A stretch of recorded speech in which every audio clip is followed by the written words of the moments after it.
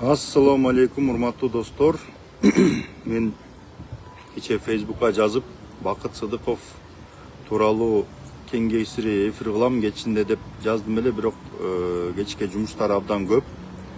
Кечинде уйкум келип, анан ошо эфир болбой калды. Кеч болуп кетти, аябай кеч бошодум. Анан бүгүн эфир кылайын деп азыр эфирге чыктым.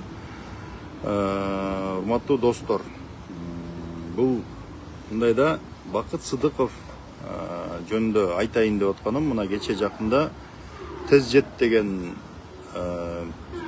авиакомпания, ички каттамдарды тейлеген TezJet авиакомпаниясынын учагы авариялык абалда Манас аэропортуна конуп, канаты сынып, олку солку болуп барып, анан жүргүнчүлөрү ичиндеги жүргүнчүлөрү аман эсен жанагы авариялык конуу болуп, анан эптеп ошол жерден чыгып кетиштир. Кудай сактаптыр да, Кудай сактаптыр. Анан ошол TezJet деген авиакомпания Бакыт Сыдыков деген авиа тармагына, кыргыз авиациясына келген бир ушундай бир кесепеттүү кырсык да бул кишичи. Кырсык аябай. Бул мындай кырсык кыргыз авиациясына экинчи келбесин, кесепети дагы деле бүтпөй атат.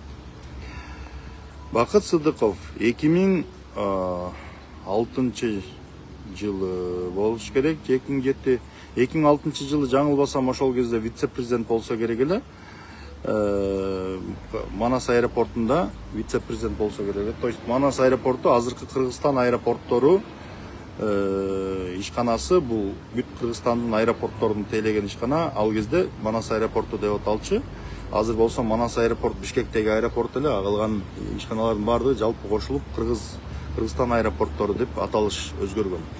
Эми Бакыт Сыдыков 2006 жылы вице-президент болсо керек эле, 2007 жылы Манас аэропортуна президент болуп келет. Анан ошол 2007 жылы Манас аэропортуна президент болуп келгенде, ошол жерден Кыргызстандагы аэропорттордун акыбалын текшеребиз, көрөбүз деп, анан Кыргызстандагы жергиликтүү аэропортторду кыдырып учушат. Тиги президент учкан, президенттин Кыргызстандын ичинде учкан Як-40 деген учагы бар болчу. Акаевдин убагында көп колдонулчу, кийин Бакиев да колдонуп жүрчү. Мисалы Таласка, Нарынга, ушул жактарга учканда, же Ошко учканда, Баткенге учканда, жанагындай регулярный рейстер жок жерлерге ушул учканда, ошол көбүнчө ошол учак менен, ички учак менен уччу, машина менен барбай. Анан ошол Манас, ошол Як-40ту алып туруп, бул анан ошол жердеги аэропорттун жетекчилиги, баш аягы бир 10дон ашык киши чогулуп алышып, анан аэропортторду кыдырган болуп, анан ортодон жана Кара Кужур деген жерге барышат, охота кылабыз дешип. Анан Кара Кужур деген жерде жана бир эски аэропорт болгон Нарында. Анан ошол эски аэропортко барып конушат. Конгондо ал жерде деген эски аэропорт көп жылдан бери пайдаланылбагандыктан ошол жерде көп жылдан бери баягы чөп басып, анан аэропорт жакшы каралбай калган. Анан баарынан кызыгы, ошол аэропорттун бирки тарабынан наркы тарабына ошол жерде айдоо жерлери бар экен. Жана чөп өскөнбү, тиги көп жылдык чөп тиккенби, же болбосо дыйканчылык кылганбы, кыскасы ушул жерде талаа бар экен. Анан ошол суу алып өтөбүз деп жана аэропорттун асфальтын жарып туруп, анан ошол жерден арык кылышыптыр. Бир дыйкандар арык кылган экен да. Анын баары текшерилген эмес. Бул эмне болгон аэропорт деп алдын ала мындай бир инспектирование кылып, мисалычы, ошондой сотрудниктер келип текшерип, бул аэропортко самолет конгонго болобу, болбойбу деп текшерилиш керек эле да. Анан текшерилген эмес. Анан келип жана жерге аэропорт конгондо, анан кийин жана шассиси эмеси дөңгөлөгү жанагы немеге түшүп, арыкка тишип, анан дөңгөлөгү жулунуп кетет. Жулунуп кеткенде анан кийин барып туруп, анан самолет жерге сүрүлүп токтойт. Анан ошол жана 10 чакты киши авариялык эме болуп, высадка болуп, тиги жүргүнчүлөрдү шашылыш ошо түшүп кетишет баардыгы. Түшүп үлгүргөндөн кийин анан самолет өрттөнүп кетет. Ошону менен Кыргызстандын президентин тейлеген ички каттамдарга президенттин кызматтык учагы катары колдонулуп жүргөн ошол Як-40 учагы сыз калат Кыргызстан. Так, кечиресиздер, эми иштеп атат да. Телефон чалып ортодон кичине үзүрүп атышат. Анан Як-40 учагы жок болуп калат. Ошо менен Кыргызстан ички каттамдардын ошол президенттин учагысыз калат. Анан эмне болот? Анан Максим Бакиев ошол кезде Бакыт Сыдыковдон айтат, аэропорт самолетту кандай болсо ошондой кылып туруп ордуна коюп бересиң, болбосо сен камаласың деп катуу аркасынан түшөт. Анан ал болсо Бакыт Сыдыковдун атасы ал кезде уже советник болуп калган, государственный советник болуп калган. Ага чейин Үсөн Сыдыковдорду жакшы билсеңиздер керек, грамоталык аксакал болсо, ал президенттик администрациянын башчысы болгон. Бакиевдин администрациясынын башчысы болуп, Кыргызстандагы кадрдык маселелерди аябай тейлеп турган, бирок кийин ошол баласы аэропортко президент болгон тушта ал киши государственный советник болот, анан Бакиев менен жакшы болот. Бакиев аны сыйлайт. Анан барып Бакиевке кирип отуруп, анан Бакыт Сыдыковду, Бакыт Үсөнүчтү ортого түшүп, баламды сактап калгыла, окуй тийишпей эле коелу, тиги бу деп балаң айтты деп отуруп, анан ошентип анан Бакыт Сыдыковду сактап калат. Ошо менен ал дальше иштеген. Анан бүгүнкү күндө мен кичине бүгүнкү күнгө эметейин, кайтайын. Мисалы, бүгүнкү күндө мына көрүп атабыз. Кыргызстандын азыр Манас аэропорту, Бишкектеги аэропорт оңдолуп атат. Толугу менен реконструкция болуп, жаңыланып, таптакыр фасадтарына чейин баардыгы облик, негизги обликтерине чейин даже өзгөрүлүп атат да, формасы өзгөрүлүп атат, дополнительно неме куруп атат, кыскасы ушундай иштери кылып атышат. Андан тышкары тетиги немеде Ошто аэровокзал курулуп атат, Жалал Абадта болсо чоң аэропорт курулуп атат. Анан Нарында жергиликтүү аэропорт кайрадан курулду, Таласта жергиликтүү аэропорт кайрадан курулду, Каракол шаарына эл аралык чоң аэропорт курулду, Тамчы аэропортуна аэровокзал курулду. Ушунун бардыгын курганына республикалык бюджеттен бир тыйын акча бөлүнбөй, ушунун бардыгы Манас аэропортунун өзүнүн, то есть Кыргызстан аэропортторунун өзүнүн акчасы менен курулуп атты. Эми элестетсеңер, ушул Бакыт Сыдыков канча жыл ошол өзү башкарып, андан кийин өзүнүн кишилерин коюп кетип, ал жерде ошол кече жакында дагы 20-жылы башында башкарып, анан коллектив буга каршы чыгып, анан ошондо өзүнүн кишисин коюп кетип, анан бир канча кармушкасын сактап калып, ошентип жүргөн да. Анан бүгүнкү күндө да айтып атышат, биринчи серин кармушкалары бар деп, бирок мурдагыдай эмес да, дейт да. То есть эмнени айтайын деп атам, бул бүгүнкү күндө мына Манас аэропортунун акчасы менен ошончо нерселер жасалып атат. Демек ошончо миллиондогон, миллиарддаган акчалар урдалып келген да. Ал акчалар кимдин чөнтөгүнө түшкөн? Бакыт Сыдыков окшогон коррупционерлердин чөнтөгүнө түшкөн. Анан ал өстү жактагы шефтерине берип турган. Ал жерде акчаны жалгыз эле жей албайт да, өйдө жактагы чоңдоруна, үлкөн жетекчилерине, ошол кезде жетекчилерге берип чөнтөгүн кампайтып турган. Эми кайра мурдагы учурга келели, артка кайталы. Ошол Манас аэропортунда Бакыт Сыдыков жетекчи болуп турганда бир Россиялык эме компания болуш керек. Бир компаниянын Боинг учагы 2008-жылы эсиңердеби, Иранга учуп атып, анан ошол сокулуктун тушунда барып, анан кырсыкка учураган. Самолет жерге кулап, анан өрттөнүп, ичинен бир канча адам каза болгон. Бир канчасы жаракат алган, тирүү калгандар болгон. Мен мисалы билем, бир Кутилов Олег деген киши, аксакал киши болчу, орус киши. Ал ошол сборныйларды чогултуп алып кетип аткан. Ошол киши мисалы каза болгон, допустим, ошон бир канча адамдар каза болгон, жаш немелер, спортсмендер өрттөнүп кетишкен, өрттөнүп каза болушкан. Анан Бактияр Кадыров ошол кезде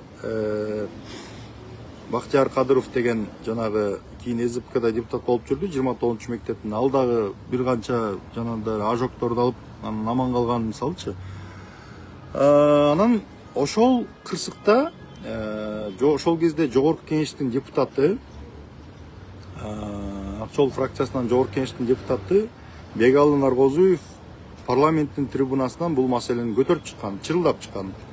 Бул эмне үчүн ушундай баягы аэропорттун жетекчилигинин ошол кезде авиа тармагында коррупциянын жыйынтыгы деп, мунун баардыгын иликтеп, расследование кылып парламенттин трибунасынан кайта-кайта көтөрүп чыккан. Анан ошондо эмне болот? Ошондо Бакыт Сыдыков, анан алардын табакташы Нурлан Сулайманов деген Ташиевдин кошелокторунун бири, мына учурда да камалбай жүрөт. Жол тармагында көптөгөн коррупциялар жасаган, Бакиевдин убагында дагы көптөгөн акчаларды урдап коррупция кылган Нурлан Сулайманов ошол кезде транспорт министри болуп турган. Транспорт министрлиги ошол кезде авиация тармагындагы жанагындай лицензия алуу, берүү аркы-беркилерди тейлеген. Анан жанагы ар бир авиакомпаниянын учактары 3 жылда бир немеден инспекциядан өткөрүлүп турат. 3 жылда бир бийга же 1 жылда бир бий, унутуп атам азыр. Инспекциядан өткөрүлүп турат. Анан бардык самолеттун техникалык абалын текшерип, анан кийин ошого жараша жыйынтык чыгарышып, анан учат же учпайт деп, анан лицензия беришет же беришпейт да. Анан ошентип анан лицензия берип, жанантип чыкканда, то есть текшерүүгө барганда Бегалы Наргозуевдун Аман Эйр, SN Air деген эки авиакомпаниясы болгон. Ал авиакомпаниянын учактарына, же болбосо бир техникалык абалына, же болбосо бир немесине эч кандай бир доомат деле болгон эмес да, эч кандай доомат проблема болгон эмес. Ал киши ошол неменин эки учагы болгон, эки Боинг учагы Кыргызстандагы биринчилерден болуп, ошол киши эң биринчи болуп Боинг 737-400 деген эки самолет алып келген. Эки самолет алып келип, бирөөсүн Аман Эйрден, бирөөнүн SN Airден учуруп, анан эки авиакомпанияны иштеткен да, андан тышкары авиакассаларды иштеткен. Анан ошол авиакомпаниянын эки учагын текшерүүгө келгенде Бакыт Сыдыков, Нурлан Сулаймановдар, возможно, Максим булардын үстүнөн эмеп турган, ошолордун бардыгы Максимге жамандаппы, балким ошентип отуруп, анан Бегалы Наргозуевдун эки учагын тең учурбай лицензия бербей койушкан. Ошо менен ал учак көп жыл ошол жерде туруп, кароодон өтпөй, жакшынакай учактар ушинтип туруп, анан убакыт өткөндөн кийин жарабай калды. Жарабай калып, ошо менен ал киши эки учагынан айрылган. Парламентте Бакыт Сыдыковдун, Нурлан Сулаймановдардын коррупциялык схемаларын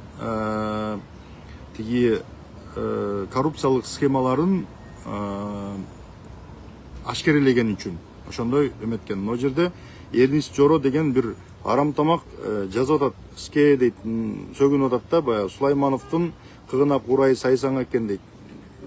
Ошол Сулаймановго окшогон ууру касамкор коррупционер Кыргызстандын экономикасына дагы, инвестициялык климатына дагы, жолдоруна да зыян кылып, ошол жерден акча жеп, кулкунун толтурган, арам тамактарды колдоп жүргөн адамдар, ошол Кудайдын алатына калган арам тамактар.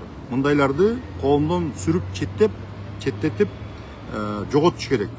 То есть эми сөзүмдү улай турган болсом, анан неменин так, миграция боюнча калыстык үчүн бир сөз айтып койсоң дейт. Миграция боюнча эми көптөр айтып атат дейм, ал деле атай болезненный же болбосо бир өтө чоң саясий тема эмес, ошондуктан аны кийинчерээк айтышым мүмкүн. Азырынча башка айта турган темалар толтура. Анан ошол кезде Манас аэропортунда мындай болот. Тиги Италиядан то ли грант, то ли кредит акча бөлүнүп, анан 8 миллион доллар тартылып келди дагы Манас аэропортундагы сервисти тейлөөнү жакшыртуу үчүн ошол неме акчалар, ошо 8 миллион акча бөлүнүп, анан ошол акчага жанагы учактагы жүргүнчүлөрдү тейлей турган, то есть тамак ашын жасай турган цех жасалат, цех курулат. Манас аэропортунда курулат. Анан бир аз убакыт өткөндөн кийин эле каким-то образом парламентке алып келишип ошол цехти мамлекет начар менеджмент кылат экен, начар башкарат экен, начар менеджер экен. Ошон үчүн биз бул цехти 2 миллион долларга жеке компанияга сатабыз деп туруп, Бакыт Сыдыков өзүнүн подставной компаниясына сатат дагы, сатам деп чыгат. Чыкканда ошондо дагы Бегалов Наргазуевдер, башка депутаттар анан чырылдап, ызылдап, анан бул эмне деген ушундук 8 миллионго курсаңар, мамлекеттин атынан акча алып келип, Италияга жаман көрүнүп, кайрчу болуп, анан кийин 8 миллионго курган немени кандайча силер 2 миллионго сатасыңар деп ызы чуу кылып саттырбай койгон. Анан баарынан кызыгы, кийин Албек Ибраимов деген коррупционер, Атамбаевдин жакын досу, кошелөгү Албек Ибраимов деген коррупционер, ошол Бишкекке да мэр болуп калды го, ошол Манас аэропортунда президент болгондо, ошол Бакыт Сыдыковдун көп кармышкаларын ошол Албек Ибраимовдор иштеткен, анын айлана тегерегиндегилер иштеткен. Анан ошол Албек Ибраимовдун тушунда Манас аэропортунда ошол жанагы тамак аштарды жасаган цех канчага деле 11 миллион дот деле 11 миллион долларга сатылып, россиялык бир компанияга сатылып кетет. Анан канча бир убакыттан кийин кайра орустар оңдодук, түздөдүк, мынча акча кетирдик деп отуруп, кайра мамлекет дагы 20 миллион долларга сатып алган ошол Манас аэропортуна. Бүгүнкү күндө ошол Манас аэропортунун балансында турат ошол цех. Тиги ортодо ушундай миллиондогон акча ары бери ойногон, соода ойногон да. 20 миллионго сатып алды деп, бул Атамбаевдин убагында сатып алынган экен. Ошол 8 миллион долларга курулган цех 11 миллионго сатылып, кайра 20 миллионго сатып алынат экен да. Эми 20 миллионго чындап эле сатып алдыбы же ортодон бир канча миллион чөндөктөргө кеттиби, аны дагы бир Кудай билет. Аны дагы териштирген, же болбосо жасаган адамдардын абийиринде, же болбосо укук коргоо органдары муну териштириш керек.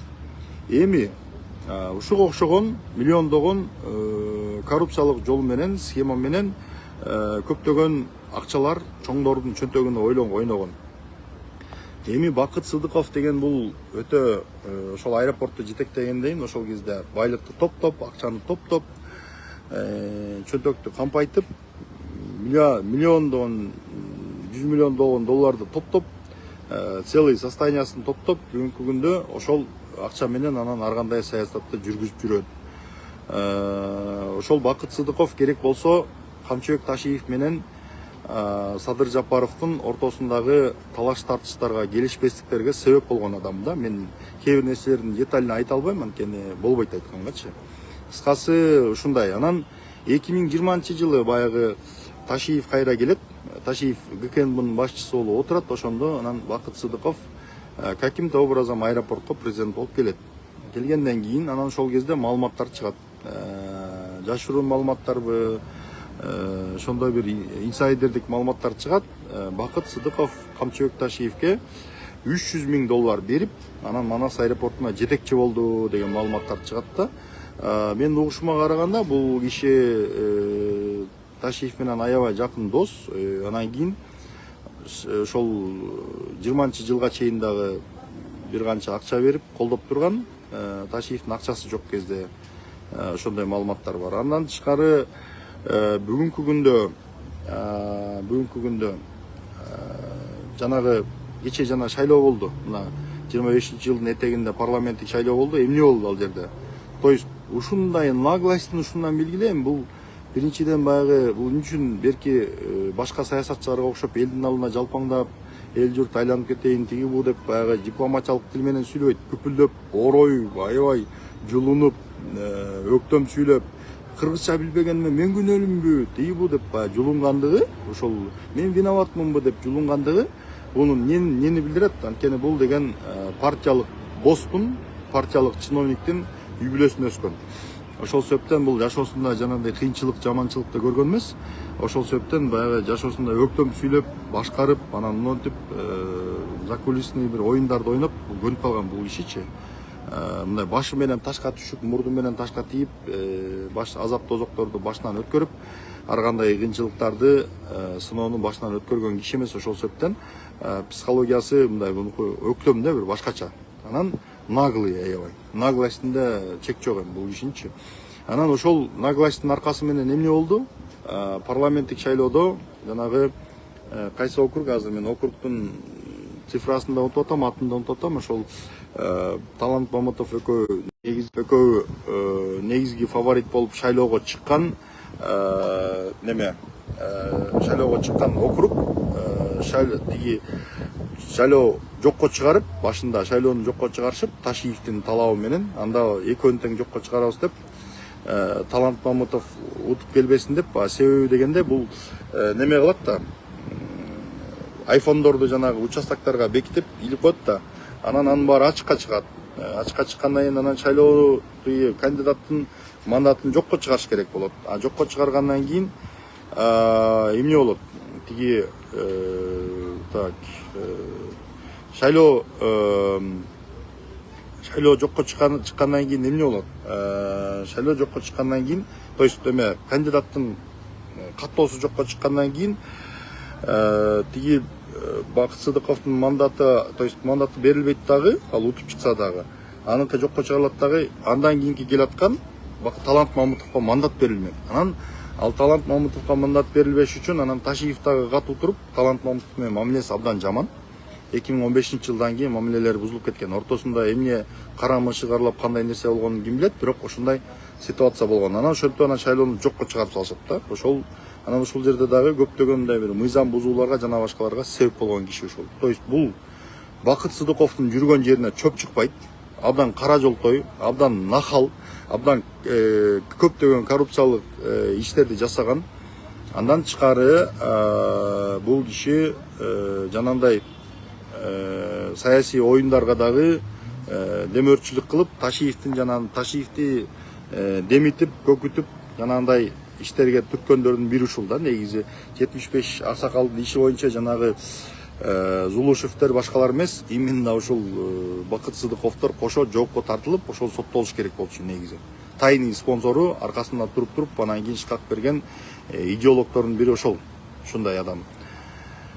Эми ушундай. Анан албетте Бакыт Үсөнүчтүн тыйынтыпырын алып, акчасын алып, кулкунуна куюп алып, анан кийин аны коргоп чыккан адамдар ар кандай комменттерди жазышы мүмкүн, бирок көпчүлүк эл бул кишинин арамтамак экенин, касамкор экенин, өтө тескери жаман иштерге себеп болгонун, кыргыз авиациясынын кырсыйык экенин жакшы билип калышты. Анан Тезжет авиакомпаниясын бүгүнкү күндө токтотуп, тиги учурбай коюптур. Ошол жана разборка бүтүп, баягы причиналасы, себептери териштирилгенге чейин бул неме токтоп калыптыр. Авиакомпаниянын ишмердиги токтотту деп маалымат жүрөт. Мен айтайын дегеним, ушуга окшогон, Бакыт Сыдыковго окшогон немелер, Нурлан Сулаймановго окшогон коррупционерлер Кыргызстандын ошол транспорт тармагына карайт да, мисалы авиа тармак. Анан ошол авиа тармагын ушундай бир кесепеттерге алып келип, ошол ага чейинки жетекчилер дагы, то есть булар эле эмес, ага чейинки жетекчилер дагы көптөгөн туура эмес нерселерди алып келип, анан эл аралык жанагы европалык жанагы биримдиктин кара тизмесине кирип, Кыргызстандын учактары Европага түз уча албай калган. Кыргызстандан кандайдыр бир учактар биздин авиа тармагыбыз толук киргендиктен Кыргызстандан учкан учакта түз дагы Европага эч кандай ортодогу пересадкасыз же текшерүүсүз нары көздөй Европага учпай калган. Мына кече жакында эле азыркы өлкө жетекчилигинин, Тышкы иштер министрлигинин, азыркы авиа тармактагы жетекчилердин аракеттеринин көшөргөн аракеттеринин натыйжасында, көп жылдык дипломатиялык сүйлөшүүлөрдүн натыйжасында Кыргызстан кара тизмеден чыкты. Бирок деген мындай окшогон кырсыктар дагы көбөйүп өтөрүп турган болсо, бул деген аэропорттун, биздин авиа тармактын немелерине, бул тиги имиджине өтө залакасын тийгизет. Өтө оор кесепеттер алып келет. Анын алып келип туруп, ортодон ким кыйналат? Биз эле кыйналабыз. Европага учсаң пересадка менен учасың, болбосо мисалы мына Бишкектен Стамбулга учсаң, канча там баратканда 5 саат учасың, келатканда баратканда 6 саат, келатканда 5 саат учасың да. Анан нары көздөй, Стамбулдан нары көздөй бир учканда бир 2 саатпы, бир жарым 2 саатка жетпеген убакта эле Европага кирип барасың. То есть бул жактан учкан учак түз эле ошол Стамбулу башка жагы жок, пересадкасы жок эле же Шереметьевасы жок эле, түз эле Европанын аэропортторуна жетет да, жете алат. керосин да жетет, башкасы да жетет, учуп коно алат да. То есть эми бүгүнкү күндө ошондой мүмкүнчүлүктөр ачылып атканда мынага окшогон кесепеттердин аркасынан кайра авиа тармакка сокку болот да. Анан эми бул эмненин кесепети? Себеби жанагы авиа тармактагы ошондой бир мисалы текшерген, жанагындай бир лицензия берген жерлердин баарына өзүнүн кишилерин тыгып, анан тыйын тыпыр берип, акча менен кыскасы бармак басты, көз кысты кылып, учактарын жакшы текшербей, тиги авариялык абалдарын, тиги коопсуздугун жакшы текшербей туруп, анан кийин маршрутка кое бергендиги үчүн анан ушундай кесепеттерге алып келет да. Ошондуктан мен айта турган нерсем, Бакыт Сыдыковго окшогон коррупционерлерди кармап келип жоопко тартыш керек. Жоопко тартып, экинчи буга окшогон адамдар кыргыз авиациясына, деги эле Кыргызстандын мамлекеттик кызматына, маанилүү тармактарга жолобой турган кылыш керек. Жолобой турган кылып, буларды коомдон сүрүп четтетип, булардын кесепетин жоюш керек да, мындайча айткандачы. Мен үчүн айтып атам, мен мисалы бул эртең, допустим, кээ бирлер айтат да, Бакыт Сыдыков душман. Эми душман болсо душман болот да. Мен мисалы калп айткан жокмун да, мен фактын айтып атам да. Мендеги болгон маалыматтарды айтып атам. Мен Бакыт Сыдыковго өчөштүгүм болбосо, жеке бир кара санаатайлыгым жок. Бирок мунун мамлекетке кылган, жасаган кесепеттерин көрүп, мен ушул маселени айтып чыгышым керек болчу. Ошол себептен бүгүн ушул маалыматтарды айтып атам. Анан кийин тиги дагы бул тармакта иштешкен, дагы ошол Бакыт Сыдыковдун кесепетинен кордук көргөн, же болбосо бир ар кандай куугунтуктарга туш болгон башка жетекчилер, же болбосо авиа тармагында адамдар өздөрүнүн доводдорун айтып, дагы кошумча маалыматтар менен бөлүшөм десе, мен даярмын, алардын маалыматтарын угуп, дагы чыгарганга даярмын. То есть өзүмдүн анализимди кылып, объективдүү маалыматтарды чыгарганга даярмын. Көңүл бурганыңыздар үчүн чоң рахмат. Эфир узагыраак болуп калган үчүн кечирим сурайм, бирок Кыргызстандын эли, Кыргызстандын мамлекеттик укук коргоо органдары, кыргыз мамлекеттин башчылары буга окшогон шылуундардын, мошенниктердин, касамкорлордун, уруулардын, коррупционерлердин, каракчылардын кесепетин жакшылап баалап, мыйзам чегинде укуктук так аныктамасын берип, баасын берип, жазасын колго берип, өзүнүн ордун таап бериш керек. Көңүл бурганыңыздар үчүн чоң рахмат.